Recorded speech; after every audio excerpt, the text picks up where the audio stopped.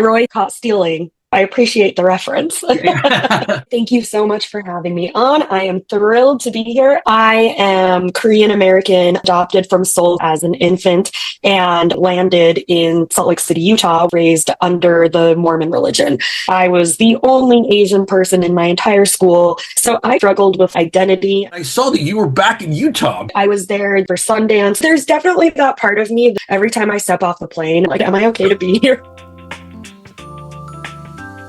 I chose New York because it was the farthest away. I moved to Williamsburg to be within that music scene. The hipster subculture, known for like pretentious trust fund kids with the intent of starting over, which I did successfully for a few months. I want to bring people back to that time in New York. It was a very fun period in a very fun subculture. I was running around to these bars and so like subverting the model minority myth, right? I was targeting who looked like people holding me back in Utah, sliding these notes that had ridiculous come-ons. It wasn't something that I was plotting. It was very impulsive. How am I going to keep moving forward, guys? And I quite literally ran myself out of town.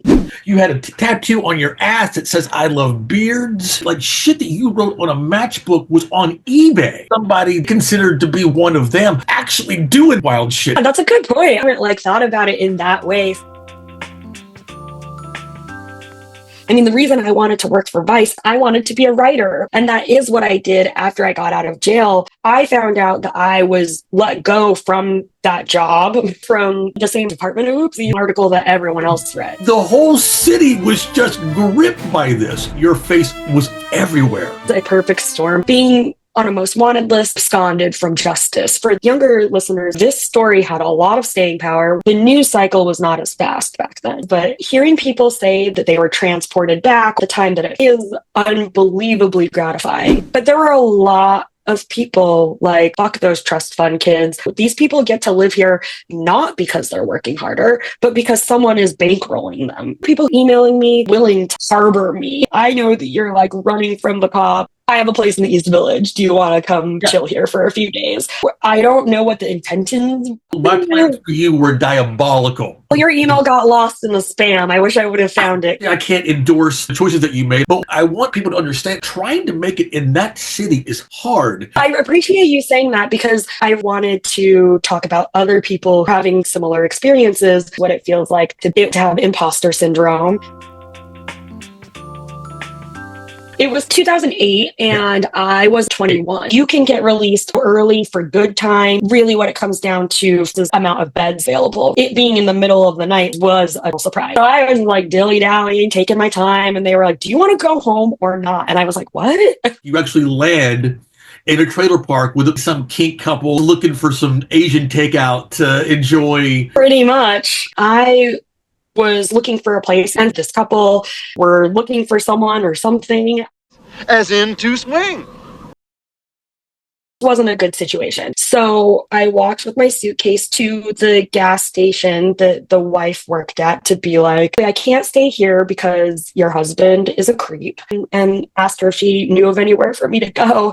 And there was this crazy hotel with a crazy proprietor that I ended up staying at for a few weeks.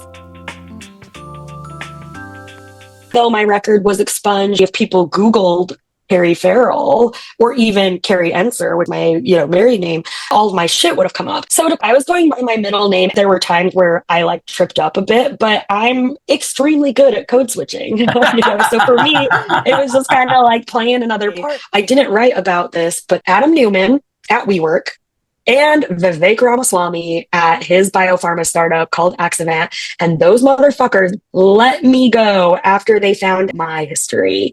I did not get the job under false pretenses. I worked there for like 2 years, and then they let me go.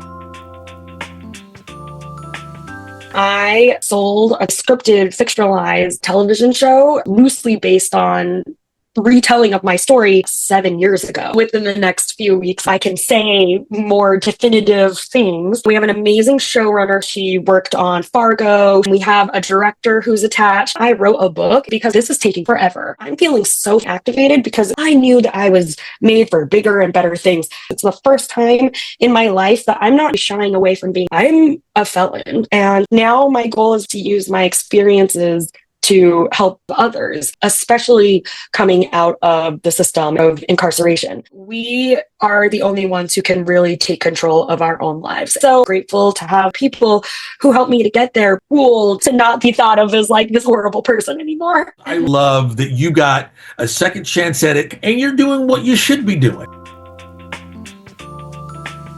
I have a podcast that is launching soon. It's called The Worst Thing I've Ever Done. Roy, I would love to have you on. Thank you. My production company at Made Without Wax. And yeah, you can follow me on Instagram, Hot Dog Handjobs. You can all see the goods. I'm posting my ass on the internet all the time. The book is called You'll Never Believe Me. Tell them where they can get it. You can get it everywhere, but I encourage you to go to your local bookstore. I hope the next time you and I get a chance to do this, I hope it'll be in person. That would be amazing. Thank you so much, Roy.